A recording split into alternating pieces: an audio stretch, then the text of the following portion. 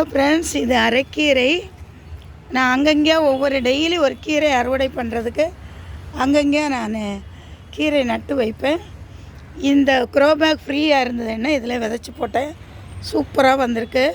நான் இன்றைக்கி வீட்டில் சாம்பார் அப்பளம் எல்லாம் பொரித்தேன். சரி, அதே போதுன்னு நினச்சேன்.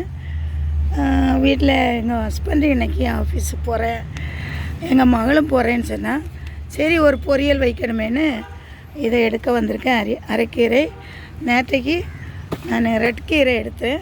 எனக்கு என்ன ஞாபகம் வருதுன்னா, எங்களுக்கு அம்மா வீட்டில் எல்லாம் மீன் குழம்பு வெறுங்கறியெல்லாம் வச்சுருவாங்க அன்றைக்கி போதும் என்ன. அப்போ பார்த்து யாராவது விருந்து 1 மணிக்கு வருவாங்க.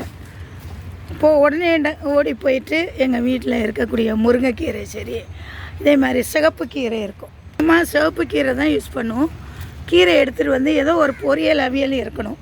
அதனால் கீரை கத்திரிக்காய் எல்லாம் எடுத்துகிட்டு வந்து கட்டாக ஒரு அவியல் பொரியல் செய்வோம். அந்த ஞாபகம் தான் எனக்கு வருது.